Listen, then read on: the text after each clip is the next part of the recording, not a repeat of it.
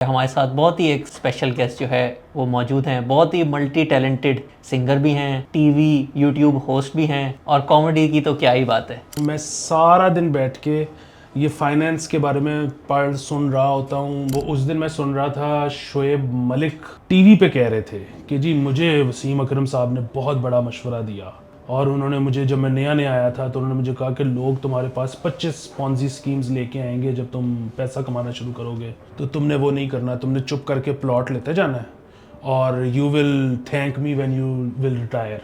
यहाँ पे फाइनेंशियली अगर वो लिटरेट होते और वो वसीम भाई को भी पता होता तो प्रॉपर्टी से बहुत ज़्यादा पैसा वो कमा सकते थे स्टॉक एक्सचेंज में। आप फेज 10 का निकाल के तो देखें कब से बन रहा है, आप फेज 9 निकाल के देखें कब से बन रहा है, अभी तक एक प्लॉट का भी पोजेशन नहीं आया। फीलिक्स प्रहन की जो क्लास है व्हेन टू सेल, वो मैं उसमें हूँ।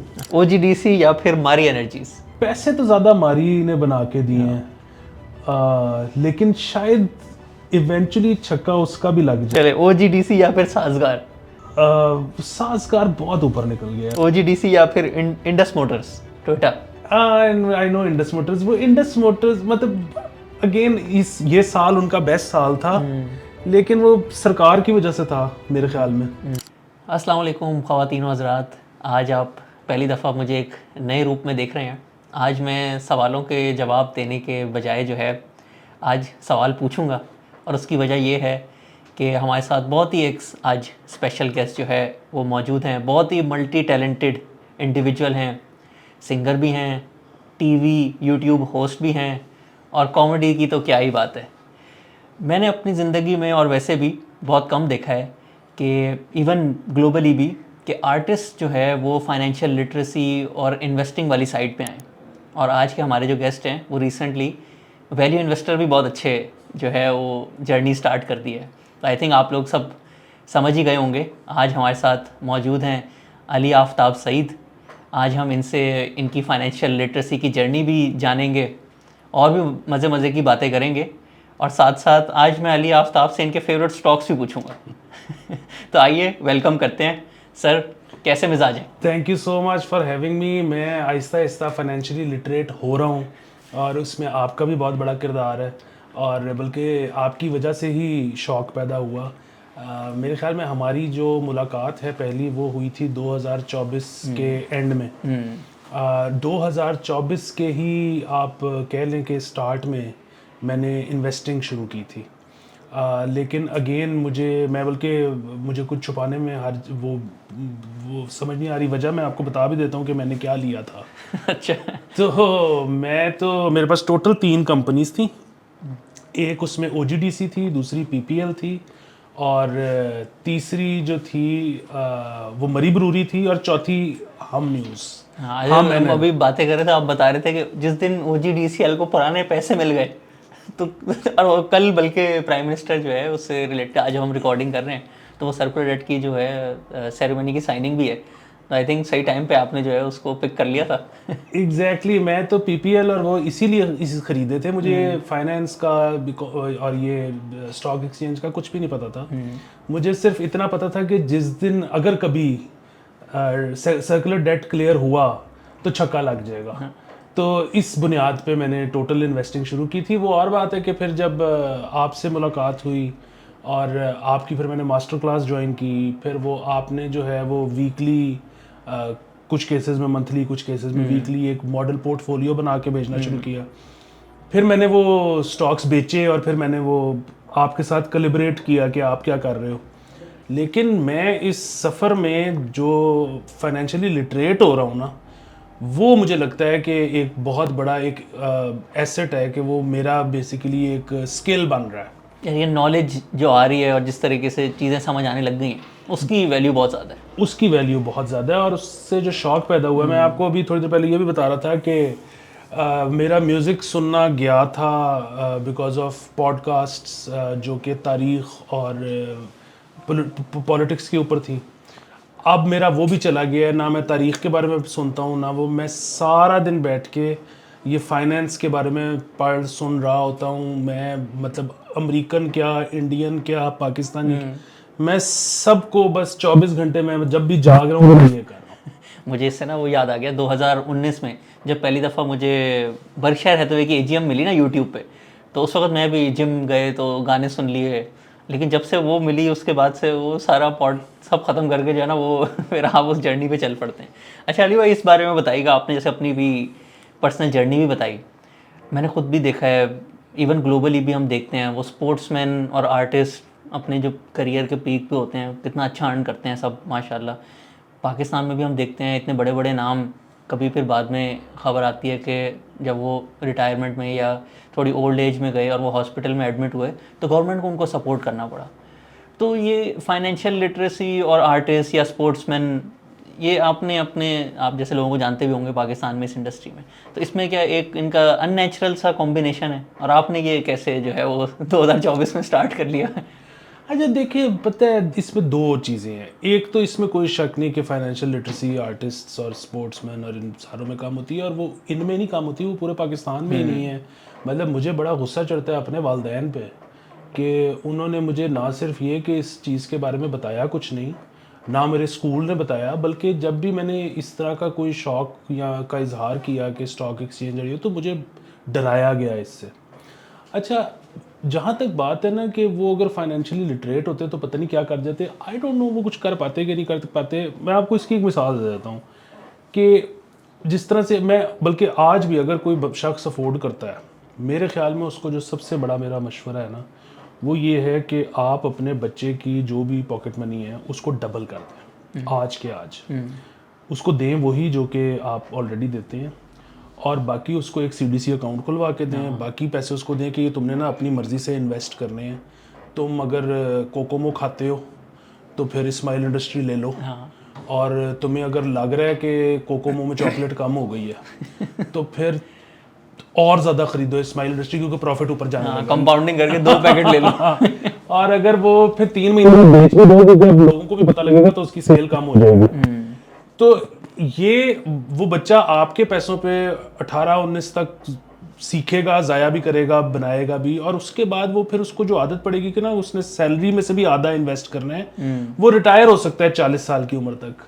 हैविंग सेड दिस, प्रॉब्लम ये है कि हम आर्टिस्ट जो हैं वो हम अमूमी तौर पे, मतलब आप उंगलियों पे नाम गिन सकते हैं, को 15-20 सिंगर होंगे, 15-20 एक्टर होंगे, 15-20 कुछ और होंगे जो कि बहुत ज़्यादा कमाते हैं, जो कि ये कर सकते हैं।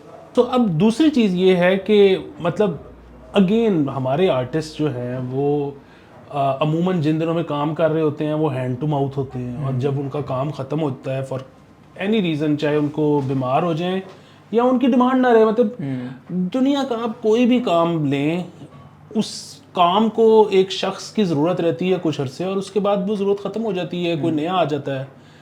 तो ये एक बड़ा प्रॉब्लम है कि यहाँ पे आर्टिस्ट की सैलरीज या वेज या उसको रिन्यूमरेशन कुछ भी कह लें वो ज़्यादा होना चाहिए।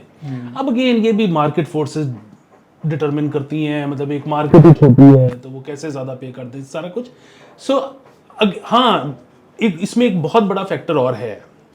हमारे यहाँ पे क्रिकेटर्स बड़े मशहूर वो उस दिन मैं सुन रहा था शोएब मलिक टीवी पे कह रहे थे कि जी मुझे वसीम अकरम साहब ने बहुत बड़ा मशवरा दिया, और उन्होंने मुझे, जब मैं नया आया था तो उन्होंने मुझे कहा कि लोग तुम्हारे पास 25 पॉन्जी स्कीम्स लेके आएंगे जब तुम पैसा कमाना शुरू करोगे, तो तुमने वो नहीं करना, तुमने चुप करके प्लॉट लेते जाना है, और you will thank me when you will retire. तो मैंने वाकई इसी तरह करता रहा। अब मैं जब रिटायर हुआ हूँ तो मैंने कहा वसीम भाई ने मेरा बड़ा काम कर दिया। अब यहाँ पे फाइनेंशियली अगर वो लिटरेट होते और वो वसीम भाई को भी पता होता तो प्रॉपर्टी से बहुत ज़्यादा पैसा वो कमा सकते थे स्टॉक एक्सचेंज में। तो अगेन वो क्यों नहीं किया, और अगेन ये तो वो लोग हैं जिनके पास ऐसे मौके भी हैं कि वो पाकिस्तान के अलावा भी ट्रेडिंग कर सकते हैं या इन्वेस्टिंग कर सकते हैं। सो अगेन इनको पता होता है तो ये बहुत ज़्यादा पैसे कमाते हैं। वो जो लोग बेचारे आज इलाज को तड़प रहे हैं ना, हाँ वो शायद थोड़ा सा बेहतर होते लेकिन बहुत ज़्यादा शायद कुछ ना कर पाते। हाँ, जब जिन लोगों के पास एक्सेस है, अच्छे एडवाइज़र हैं, वही एंड में जब उन्होंने रियल एस्टेट में इन्वेस्ट करके कम रिटर्न कमाने पे खुश हो जाते हैं, तो इन बेचारों की क्या जो है वो। अच्छा अली भाई ये बताएं, हर किसी ने जैसे ना अपना ना फाइनेंशियल फ्रीडम अचीव करने के लिए आजकल हम लोग भी बड़ा सबको समझाते हैं, तो उसमें ना एक बनाया होता है, मैं हर महीने इतने पैसे डालूंगा, सिस्टम बनाया होता है। तो आप भी इसी तरह करते हैं, कोई सिस्टम बनाया हुआ है, हर महीने इतने इन्वेस्ट करने हैं सेव करके, या बस जैसे ही कुछ आया तो बस उसको लगा दिया कंपाउंडिंग पे? नहीं, मैं सिस्टम बनाना चाहता हूँ। मैंने इसके बारे में आपसे मल्टीपल लेक्चर्स में सुना है, मैंने और भी लोगों से सुना है। मैं सिस्टम बना ही नहीं सकता, मेरी तनख्वाह कभी टाइम पे नहीं आती। मैंने जो काम किया होता है, वो चाहे कोई ऐड का हो, चाहे कोई डॉक्यूमेंट्री का हो, किसी को, वो कभी पेमेंट ये नहीं होता कि जिस महीने में आपका काम ख़त्म हुआ है उसी महीने में पेमेंट आ गई हो। सो अगेन खर्चे भी पाकिस्तान में इस तरह होते हैं कि मतलब एक तो आपका बजट है जो आपने बनाया हुआ है महीने का, साल का, लेकिन डीप फ्रीज़र किस वक्त ख़राब होना है और टीवी किस वक्त जल जाना है ये तो आपको नहीं पता। तो देयर इज़ नो वे कि मैं सिस्टम बना सकूं। लेकिन हाँ, ये बात ठीक है कि what ever I save up now वो अब इन्वेस्ट होता है। और उसमें भी बल्कि अब 2-3 मतलब उसमें भी मैं 2 चीज़ें करता हूँ। वो ये है कि अगर कई दफ़ा मैं थोड़ा सा रिस्क भी लेता हूँ, नॉट लेवरेज वाला नहीं, लेकिन ये है कि मेरे अकाउंट में बहुत थोड़े पैसे पड़े हैं और मुझे ये शक है कि शायद अगली सैलरी 20 तारीख तक आ जाए, तो मैं वो पैसे डाल देता हूँ। लेकिन वो फिर मैं ऐसी जगह पे डालता हूँ कि अगर मुझे खर्चे के लिए निकालने पड़े तो मुझे कोई नुकसान ज़्यादा ना हो, तो लेकिन मैं उसके भी कई दफ़ा इन्वेस्ट कर देता हूँ। ये आपने सीख लिया ना, थोड़ा एक्सपीरियंस के साथ आपको समझ आ गई कौन सी चीज़ रिस्की है, कौन सी चीज़ जो है उसमें लिक्विडिटी अच्छी है, नुकसान कम होगा, डिविडेंड स्टॉक्स होते हैं जैसे। बिल्कुल। अच्छा, अब आपने जैसे बात की रियल एस्टेट की भी, गोल्ड की भी, अभी पिछले 1 साल में आप काफ़ी ज़्यादा पढ़ भी रहे हैं, तो इसमें आपने क्या क्या रिसर्च की, कौन सी चीज़ आपको ज़्यादा बेहतर लगती है? रियल एस्टेट है, गोल्ड है, स्टॉक्स हैं, कौन सी चीज़, और क्या उसका वो फीचर होता है जो आपको उसके अट्रैक्ट करता है, मेरे लिए ये बेस्ट है? देखिए, रियल एस्टेट से ज़्यादा वाहियात चीज़ तो कोई नहीं है। वो तो उसमें मतलब आपको बिल्कुल नहीं जाना चाहिए पाकिस्तान में, ख़ास तौर पे। मतलब आप अमेरिका में हो तो चलें, आप ठीक है ले लें। उसकी वजह ये है कि अमेरिका में इट मेक्स सेंस बिकॉज वहाँ पे रेंटल जो यील्ड है वो बहुत सिक्योरिटी अच्छी भी तो है। होती है ना, यहाँ तो स्कैम इतने हो जाते हैं। यहाँ पे स्कैम होते हैं और यहाँ पे अच्छी से अच्छी सोसाइटी जो गवर्नमेंट ओन्ड या बैक्ड है वो भी आपको कभी भी टाइमली डिलीवरी नहीं करती, पहली चीज़। दूसरी चीज़ ये कि यहाँ पे आप ले भी लोगे तो अगेन लोग कहते हैं कि यार मैंने 6 लाख रुपया किराया आंदा है, तो देखो मेरी ज़िंदगी तो सेट है ना कि 6 लाख रुपया किराया आ रहा है। वो 6 लाख किराया उसको जिस बिल्डिंग का आ रहा है उसकी कीमत है 22 करोड़ रुपए। अब 22 करोड़ रख के 6 लाख लेना एक स्टुपिडिटी है। तो रियल एस्टेट में तो पढ़ना ही नहीं चाहिए। दूसरा, एक रियल एस्टेट का बहुत बड़ा नुकसान जो है वो ये है कि 100 ज़रूरतें होती हैं। आपके घर पे कोई बीमार हो जाता है, आपको इलाज के पैसे चाहिए होते हैं। अब आप स्टॉक्स में उतना बेच के जिससे आपकी ज़रूरत पूरी हो, आप वो पूरा कर सकते हो। आपको प्रॉपर्टी में तो पूरा का पूरा प्लॉट बेचना पड़ेगा। तो वो तो बिल्कुल नो नो नो है। गोल्ड बहुत अच्छी इन्वेस्टमेंट है, गोल्ड ज़बरदस्त इन्वेस्टमेंट है। गोल्ड का सिर्फ और सिर्फ एक मसला है, मतलब मैं तो मतलब अगर कोई मुझे उस तरह से पूछे तो मैं कहूँगा कि आप बिल्कुल आप गोल्ड लो, स्टॉक्स के भी बजाय आप गोल्ड ले लो। ख़ास तौर पे अभी जबकि चाइना का टोटल रिजर्व इस वक्त गोल्ड का 8% है और वो कह रहा है कि हमने इसको 20% पे लेके जाना है। रशिया भी ऐसे ही कर रहा है। हाँ, सो अब पता नहीं 40 टन गोल्ड चाइना खरीदेगा हर महीने फॉर 3 इयर्स। सो आज अगर आप गोल्ड में इन्वेस्ट करते हैं तो 3 साल में मेरी किताबों में तो डबल है। तो उससे बेहतर इन्वेस्टमेंट कोई नहीं। जो वाहिद मसला है ना वो ये है कि अब आप अमेरिका में तो अगर हों तो आप अगेन अपनी ब्रोकरेज के पास गोल्ड सेफ्टी ट्रेड कर लेंगे। पाकिस्तान में सेफ्टी एक कि उसको रखेंगे कहाँ और सारा कुछ। दूसरा एक और फिर वही बात है कि गोल्ड आप अगर फिजिकल गोल्ड ले रहे हो तो उसकी कोई मिनिमम तो वो है ना यूनिट जिस पे लेना है, तो पता नहीं आपके पास हर महीने जो बचता है वो उतना है या नहीं है। तीसरी और आखिरी चीज़ है कि पाकिस्तान में ना क्योंकि आपके पास ये ऑप्शन है जो कि नहीं होनी चाहिए, लेकिन ये ऑप्शन है फिजिकल गोल्ड लेने की और उस पर टैक्स ना देने की। तो अब अगेन बनता तो यही कि 18% दो उस पर, लेकिन फिर लोग उसमें 18% बचा जाते हैं। अब वो एक इलीगल सीन है। अब उसको आपने अगर रखा हुआ है बैंक के लॉकर में और सैलाब आ गया है या किसी ने निकाल लिया है तो आप उसकी थर्ड पार्टी इंश्योरेंस भी नहीं करा सकते बिकॉज आपने उस पर टैक्स ही नहीं दिया हुआ। और अगर घर में रखा हुआ है कभी भी चोरी हो सकता हाँ, वो घर में तो फिर वो तो ये बड़े मसाइल हैं। एक लोग सोचते हैं कि रियल एस्टेट में तो हमारे पास फिजिकल एसेट है, स्टॉक कागज़ है। हालांकि जितना अच्छा रिकॉर्ड स्टॉक्स का है, हर 2 दिन बाद अपडेट हो रहा होता है, जितने कम चांसेस स्कैम के स्टॉक्स में है, और रियल एस्टेट तो उसके करीब करीब भी नहीं आता। ये बड़ा समझाने की ना लोगों की ज़रूरत है कि आगे वैसे ही डिजिटल का ज़माना है, हर चीज़ ने वैसे ही डिजिटल रिकॉर्ड में होना है। तो इन चीज़ों से बाहर आएँ कि भाई फिजिकल एसेट नहीं है, एक पूरी कंपनी है, काम कर रही है, आप उसकी चीज़ें खरीदते हैं, तो एंड में आप सोच रहे हैं कि ये सिर्फ कागज़ है। पहले होता था ऐसे कि फिजिकल शेयर्स होते थे, लोग सोचते होते थे, लेकिन आजकल तो डिजिटल का ज़माना है, सारे रिकॉर्ड्स मौजूद हैं और आपको कंपनियां डिविडेंड देती हैं अपना बिजनेस करके, तो सारी चीज़ें सही तरीके से हो रही हैं। उसमें मेरे 2 आर्ग्यूमेंट हैं।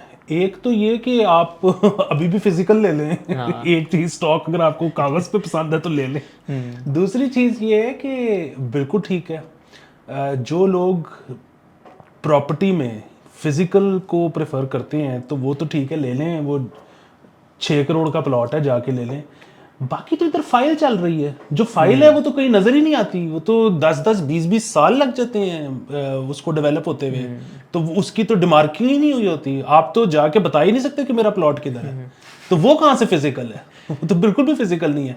यहाँ पे मैं आपको स्टोरी सुना देता हूँ। ये तो बड़ा स्कैम है ना कि आपसे पैसे ले लिए और उसके बाद डिलीवरी नहीं किया, आपको दिए ही नहीं, भाग गए। ये बड़ा स्कैम है। छोटे स्कैम इतने हैं, गवर्नमेंट बैक्ड।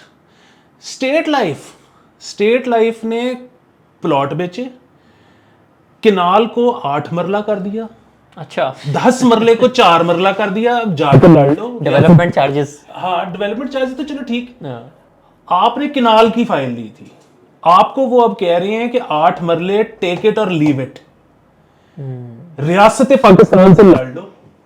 ये तो इससे बड़ा तो मतलब प्रॉपर्टी पाकिस्तान में तो बिल्कुल नो है। बिल्कुल हमने खुद जब देखा इसको डिटेल में। एलडीए सिटी गवर्नमेंट बैक्ड है, 20 साल हो गए हैं, ले लो जाके प्लॉट। जो अच्छी सोसाइटीज़ भी हैं उनके भी आप रिकॉर्ड निकाल के देखें, वो नॉर्मल कंपनी जो है उसको बीट कर देती है।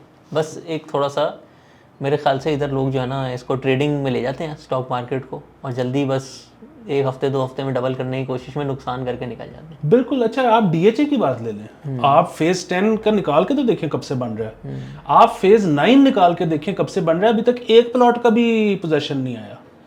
फेज 8 अब बिल्कुल डेवलप्ड है, बिक रहा है, घर है, लेकिन आप देखें तो सही उसको कितने साल लगे हैं। ये कौन कहता है कि पाकिस्तान में कुछ सोसाइटीज बड़ी अच्छी है? कोई एक भी नहीं अच्छी। अच्छा, मुझे याद है आज तकरीबन साल होने वाला है, आप जैसे बता भी रहे थे, आई थिंक पिछला अगस्त था, तो ऐसे ही एक दिन वेबसाइट पे ऑर्डर आया एक अली आफ्ताब सईद के नाम से, जब मैं आपको जानता था, आई थिंक आपके एक दफ़ा प्रोग्राम पे भी आया था, तो मैंने कहा चेक करूँगी अली भाई ने जो है हमारे इन्वेस्टिंग मास्टर क्लास में इनरोल कर लिया है। तो फिर मैंने आपको कॉल मिलाई और बातचीत हुई, तो वो हमारा पहला था बल्कि इन्वेस्टिंग मास्टर क्लास। उस वक्त तो हमें बिल्कुल भी खुद भी समझ नहीं आता था कैसे इसको स्टार्ट करना है, हफ्ते में 2 सेक्टर्स करते होते थे, फिर आहिस्ता आहिस्ता हमने उसको भी स्ट्रीमलाइन किया। तो कैसा आपका एक्सपीरियंस रहा, और आपको जो शौक़ बना फाइनेंस का वो उससे पहले से स्टार्ट हो गया था, फिर आपने कहा कि इसको चलो मैं और समझता हूँ, या उससे ही आपका शौक़ बना और अब आप जैसे आजकल पॉडकास्ट सुन रहे हैं?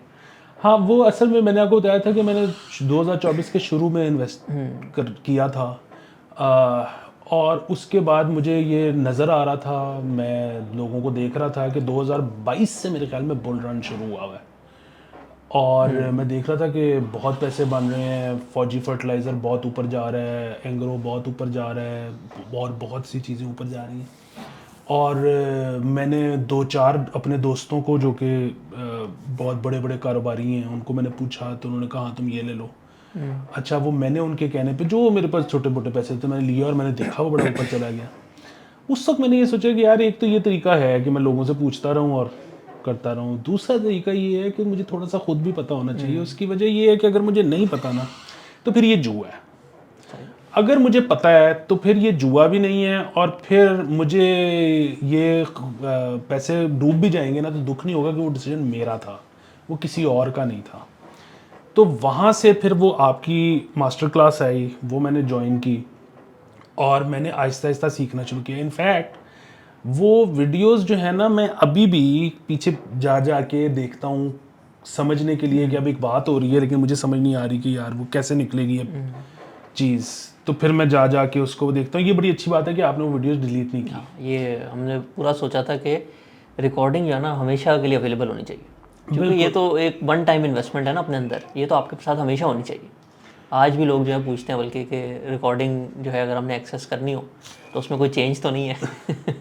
तो वो सारी चीज़ें आप देखिए ना, मैं तो इस वक्त अगेन शौक की वजह से मैं इस वक्त ऐसे आपको बताया कि इस मुल्क से बाहर जो इन्वेस्टर्स हैं, जो कोचेज़ हैं, मैं तो उनको भी बैठ के सुन रहा हूँ। मेरी तो अभी बल्कि अब ये पता नहीं कब अपलोड होगा, हम आज ट्यूसडे है जब हम रिकॉर्ड कर रहे हैं, 23 तारीख। तो वेंसडे सुबह 6 बजे फीलिक्स ब्रहन की जो क्लास है व्हेन टू सेल, वो मैं उसमें हूँ। अच्छा, मैं उसको सुन रहा हूँ, मतलब सुनूंगा। हाँ, तो फाइनेंशियल लिटरेसी को और उसमें इन्वेस्ट कर रहे हैं। तो फिर आपको एक और चीज़ पता लगनी शुरू होती है, मतलब जाहिर है मेरा जो अब ये काम है तज्जिए वाला, इसके लिए बड़ा ज़रूरी है कि आपको फाइनेंस, थोड़ा सा इकोनॉमी वो समझ आए, क्योंकि पॉलिटिक्स के आप जब उसको कोरिलेट करते हो तो फिर आपको ज़्यादा अंदाज़ा होता है कि क्या मसलन इस वक्त पाकिस्तान और अमेरिका, जाहिर है स्केल का बहुत ज़्यादा फ़र्क है। मतलब अमेरिका की बेतहाशा ऐसी कंपनी है जो पूरे पाकिस्तान से ज़्यादा अमीर हैं, लेकिन स्केल के अलावा बिल्कुल एक जगह पे खड़े हैं कि जो कंज्यूमर सेंटिमेंट है वो इतना लो है और जो इन्वेस्टर सेंटिमेंट है वो इतना हाई है, बिल्कुल ऐसे लगता है कि 2 अमेरिका हैं और 2 पाकिस्तान है। तो अब ये जब कोरिलेशन आप बना लेते हो, फिर आप देखते हो कि अच्छा वो क्या कर रहे हैं, अच्छा वो उनकी हुकूमत भी जो है वो कट डाउन करने के बजाय डबल स्पेंड कर रही है, अच्छा अब ये डेट का क्या होगा, अच्छा सो ये करते करते आपको अंदाज़ा होना शुरू हो जाता है कि अच्छा पॉलिटिकली अब ये हुकूमत क्या करेगी। हमने बैठ के टेवे भी तो लगाने होते हैं ना, मतलब एनालिसिस के अलावा, तो वो उसमें बड़ी हेल्प मिल जाती है। सो मेरा तो शौक बढ़ता चला जा रहा है, मैं इंडियंस को भी सुन रहा हूँ कि वो उधर क्या चल रहा है, वो क्या कर रहे हैं। फिर वो मुझे पता लग रहा है कि अब मतलब जो बड़े बड़े ब्रोकरेजेस हैं वो तो उनके तो अब ETF इमर्जिंग मार्केट्स के भी होते हैं। हाँ, उनके तो अब वो तो कर रहे हैं कि प्रॉपर AI लगे हुए हैं और वो बैठ के फैसला कर रहे हैं कि आपको सवाल जवाब करके कि आपकी रिस्क वो आप कितना ले सकते हो, तो आपके बिहाफ पे वो इन्वेस्टमेंट कर रहे हैं। तो वो उसमें फिर आपने मतलब HKD, मतलब हांगकांग मार्केट में क्या चल रहा है, तो ताइवान में क्या चल रहा है, तो इट इज़ अमेजिंग। मतलब अभी जो है वो पता लगा है कि क्योंकि एनर्जी का सबसे बड़ा मसला बन गया है, AI को एनर्जी चाहिए, तो साउथ अफ्रीका में जो माइनिंग हो रही है वो इस वक्त की वो बन पूरा समझ आने लग जाता है कि दुनिया कैसे कनेक्टेड है और बिजनेस कैसे चल रहे हैं। अच्छा, ये मैं आपसे पूछूंगा, हम ना लोगों से भी पूछते हैं जो हमारे इन्वेस्टिंग मास्टर क्लास करते हैं ना, ऐसे 2-3 इंपॉर्टेंट चीज़ें हम लोग सिखाते हैं। एक तो बिजनेस चलता कैसे, क्योंकि लोगों को बड़ा मुश्किल होता है ये अंडरस्टैंड करना। वो रेशोज़ परसेंटेजेस में ही लोग जो है ना उससे घबरा के छोड़ के चले जाते हैं। हम लोग थोड़ा उसको डिटेल में एक्सप्लेन करते हैं, हाँ भाई ये चीज़ बनाते हैं, ये इसकी मेन चीज़ें हैं, understand the business like owners.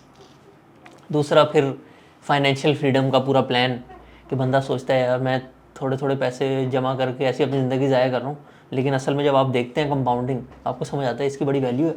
चलो अगर मैं नहीं तो मेरी फ्यूचर जनरेशन के लिए मैं एक पूरा जो है वो कॉर्पस कहते हैं जिसको, एक पोर्टफोलियो बना के जा सकता हूँ। और दूसरी एसेट क्लासेस कैसी हैं, गोल्ड कैसा है, रियल एस्टेट कैसा है। तो इन दोनों में से आपने कौन सा ज़्यादा इन्जॉय किया, बिजनेसेस को समझना ज़्यादा इन्जॉय किया, या ये कि मेरे पास एक प्लान आ गया जिसको मैं अपने इम्प्लीमेंट कर सकता हूँ लाइफ में, सेविंग कर सकता हूँ, कंपाउंडिंग कर सकता हूँ? जो मैं बिजनेसेस को समझने में मुझे ज़्यादा मज़ा आया, उसकी जो जहाँ तक अपनी प्लानिंग की बात है, कंपाउंडिंग समझने में बहुत मज़ा आया। अपनी प्लानिंग जो है ना, अगेन मैं तो आपको बड़ा क्लियरली बता देता हूँ कि why I am doing this. मैं तो बच्चों के लिए ही कर रहा हूँ। मुझे पता है कि एक तो ये कि मेरे पास कैपिटल बड़ा लिमिटेड था जिससे मैंने स्टार्ट किया, और मेरी एज बहुत ज़्यादा हो गई भी थी, और तो अब मैं तो शायद इसको एंजॉय नहीं कर सकूंगा। लेकिन ये है कि मैं, मतलब वही बात है, बच्चे को जो प्लॉट छोड़ के जाना है तो ये छोड़ के जाओ, ये बेहतर है। तो मैंने तो इसको एंजॉय नहीं करना इवेंचुअली। तो मुझे बहरहाल ये बड़ा तसल्ली हुई कि अच्छा इसकी कंपाउंडिंग के थ्रू मैं कुछ छोड़ कर जा सकता हूँ। और दूसरी चीज़ ये कि बिजनेसेस कैसे चलते हैं ये सीख के मतलब अभी मुझे आया नहीं है, मैं सीख रहा हूँ। तो जैसे जैसे सीख रहा हूँ मज़ा आ रहा है और उससे मुझे इकोनॉमी को भी समझने में मदद मिल रही है। तो उसकी मुझे बहुत लुत्फ। वो ज़्यादा आपने एंजॉय किया। हाँ। अब वो आपको ये जो आप बाहर के इन्वेस्टर्स सुन रहे हैं उनकी बातें अंडरस्टैंड करने में हेल्प करता हो। बहुत ज़्यादा हेल्प करता है। और वो जब नहीं करता तो मैं फिर वापस आई गो बैक टू दिस कि वो जो कह रहा है वो कैसे होता है। तो ये बेसिक अगेन ये मुझे बड़ा दुख भी है, ये सारा कुछ हमें 8वीं जमात में पढ़ा देना चाहिए था। हाँ, स्कूलों में तो बिल्कुल ही कोई बात नहीं होती इसके बारे में। अरे ये बाहर के मुल्कों में भी नहीं होती। उधर पता नहीं क्या रीज़न है। इधर तो चलो समझ आता है हमारा स्कूलिंग सिस्टम इतना है ही नहीं, लेकिन बाहर के इवन MBAs भी आप कर लें, लेकिन फाइनेंशियल फ्रीडम कैसे अचीव करना है, अपने खर्चों को कैसे मैनेज करना है, स्टॉक मार्केट में लगाना है या जो है वो सट्टेबाजी करने लग जाना है, इस चीज़ की समझ दुनिया भर में बहुत कम है। हाँ बिल्कुल। और ये इसको इस तरह से ना भी अगर सिखाए ना कि फाइनेंशियल फ्रीडम, मैं ये देखता हूँ बाहर भी और इधर भी, पता नहीं कुछ जाहिर है मतलब लिटिगेशन का ही प्रॉब्लम होता होगा कि हर चीज़ से पहले ना 50 दफ़ा कहते हैं कि this is not a buying और सेलिंग रिकमेंडेशन। आप अपनी कोई लिटिगेशन वाला प्रॉब्लम होता होगा। बट अब वो स्कूल्स में भी अगर ये है कि जी हम आपको बता रहे हैं कि आपने फाइनेंशियल जो है फ्रीडम कैसे हासिल करना है, वो किसी का ना हो, लेकिन सिखा वैसे ही देना, इतनी इतनी यूजलेस चीजें आप सिखा रहे हैं मतलब। तो ये फिर ये मतलब अगेन ये उस फ्रीडम में नहीं भी आएगी तो कहीं ना कहीं और यूजफुल हो जाएगी। इसका मुझे डाउन साइड नहीं नजर आ रही सिखाने में। बिल्कुल। हमारा भी जब इन्वेस्टिंग मास्टर क्लास खत्म होता है तो हम खुद थोड़ा सा शॉक हो जाते हैं जब अगला बंदा कहता है कि मैं तो ये बातें सोची भी नहीं थी। हालांकि हमें हो गए थोड़े साल तो चीज़ें समझ आ गई ना, लेकिन वो लोग जो मतलब फाइनेंस में काम कर रहे होते हैं, फाइनेंस में जो काम कर रहे होते हैं ना, वो भी कहते हैं कि ये वाली चीज़ जो है हमें आज तक किसी ने बताई नहीं। देखिए यार पता है कि क्यों ज़रूरी है। मैं आपके साथ साइंड अप हूँ ARN के साथ, ठीक है, और लेकिन 5-10 और फाइनेंशियल कंपनीज भी होंगी, वो भी बड़ा अच्छा काम करती होंगी। प्रॉब्लम ये है कि, और मैं आपको एक और बात बताऊँ, मैं हो गया या आपके साथ साइंड अप और भी लोग हो गए, आप हमारे घर के अंदर घुस के तो नहीं देख सकते ना कि हमने क्या किया और क्या नहीं किया। मेरे ख्याल में शायद 100% कोई भी नहीं अमल करता होगा आपकी कॉल पे, ठीक है। और वो अगेन जो कर रहा है वो बिल्कुल वही वाला सीन है कि उसको कुछ नहीं पता। जिसको खुद भी कुछ पता है वो खुद भी उसको आप सोचने से रोक ही नहीं सकते। अब अगेन मसला ये है कि एक फाइनेंशियल कंपनी के साथ होने का मतलब ये है कि वो बहुत ज़्यादा डोंकी वर्क आपके बिहाफ पे कर रहे हैं, ठीक है। कि मतलब एक ARN फाइनेंशियल में अगर 300 कंपनियों का डाटा पड़ा है और उसके बाद एक टूल बनाई है, तो इसका मतलब है कि मुझे उन 300 कंपनियों का डाटा पढ़ने की ज़रूरत नहीं है। प्रॉब्लम ये है कि कंपनियां तो 500 हैं, मतलब हो सकता है उनसे कोई नज़र से गुजर गई हो जो जिसका मुझे पता था, या मैंने अपने शौक में पढ़ ली, और अगर मुझे लग रहा है कि यार ये नहीं पकड़े जाने लगी। लोग तो जब हम लोग स्टार्ट कर रहे थे ना तो कहते थे आप बताएंगे, लोग तो ऐसे थोड़ी लेते हैं। तो हमने इसको एज अ चैलेंज लिया कि इतना अच्छा बताओ कि 90-95% लोग उस पर अमल करें, विद द फैक्ट कि हाँ हमारे सारे सवाल जो है ना वो आंसर हो गए। तो ये अगेन हम इसी पे आहिस्ता आहिस्ता एडवाइजरी सर्विस पे ही आ गए। उस पर हम जैसे वो वीकली क्वेश्चंस, कितना अच्छा फीचर होता है, कोई लोग अगर कोई माइंड में सवाल आ भी रहा होता है वो भी पूछ लेते हैं। उस पे मेरा एक मशवरा है, मतलब आपको नहीं सवाल पूछने वाला कि तमहीद छोटी करें। बहुत लंबी तमहीद डालते हैं क्वेश्चन से पहले। मेरा ये ख्याल है कि वो सीधा सीधा अगर क्वेश्चन हो ताकि जवाब आए और आगे चले। चलो ये मैसेज भी चला गया सबके लिए। इसको सब इम्प्रूव कर सकते हैं। अच्छा, तो आपने इन्वेस्टिंग मास्टर क्लास भी जैसे कर लिया और अब आप एडवाइजरी सर्विस में भी हैं। काफ़ी लोग हमसे पूछते हैं कि हम अगर स्टार्ट करना चाह रहे हैं, पहले इन्वेस्टिंग मास्टर क्लास करें या डायरेक्ट एडवाइजरी में आ जाएं, तो उस पर आपका क्या मशवरा होगा? किस टाइप के बंदे को जो है वो पहले करना चाहिए इन्वेस्टिंग मास्टर क्लास? मैं तो कहता हूँ अगर आप घबराते ज़्यादा है ना तो आपके लिए ज़रूरी है पहले आप चीज़ें समझें, घबराहट थोड़ी कम होगी, चीज़ें अंडरस्टैंड करेंगे, फिर आप दूसरी वाली चीज़ भी कर सकते हैं। हाँ जी, देखिए पता क्या है, अब दुनिया की हर चीज़ सीखने का तरीका जो है ना वो वैसे तो ChatGPT भी है कि आप उस पर लिखो वो आपको बता देगा। अगेन वो कमिटमेंट और तरह की है कि उसमें फिर आप अगर आपके अंदर वो है कि आप रोज़ घंटा 10 मिनट 3 मिनट वटेवर आप इस पर लगा, आप गो हेड, आप वो कर लें। मास्टर क्लास जो है ना वो बहुत एक उसकी ज़बरदस्त चीज़ है। वो ये है कि आपने चलते फिरते गाड़ी में लगाया हुआ है, आपने इधर लगाया हुआ है, आप वो कर रहे हो।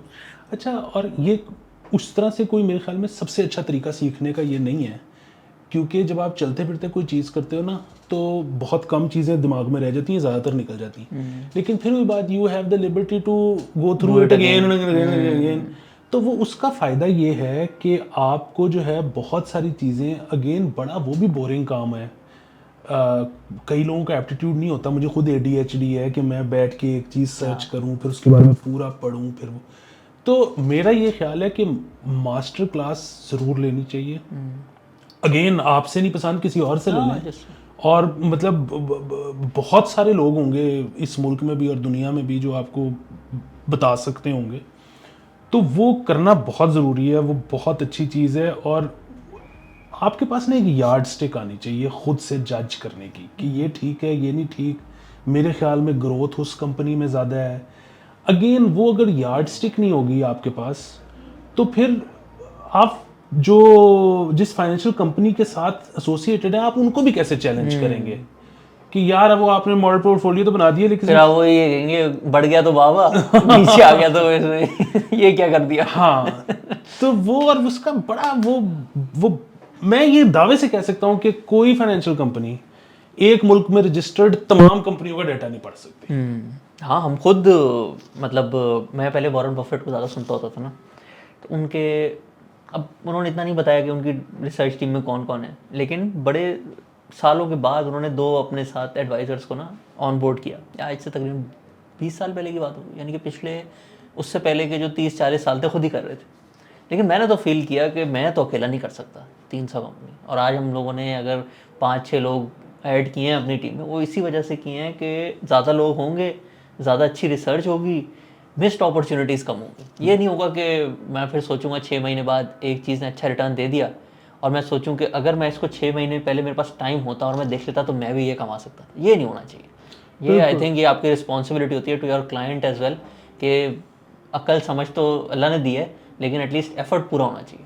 बिल्कुल। और दूसरा पता है कि आप कई कंपनीज आइडेंटिफाई इस तरह से करते हो कि आप जाते हो अपने मंथली ग्रोसरी के लिए, हाँ, और एकदम से आपको ख्याल आता है एक प्रोडक्ट आपको चाहिए जो मल्टीपल ब्रांड्स में लगी हुई है, और आप कह रहे हो कि यार ये वाली जो है ना, ये तो केचप तो सिर्फ इस कंपनी की है और किसी को केचप बनानी आती ही नहीं है, और मैं केचप नहीं बदलूंगा अपनी। हाँ, केचप मैंने अपनी मर्जी की लेनी है। हाँ।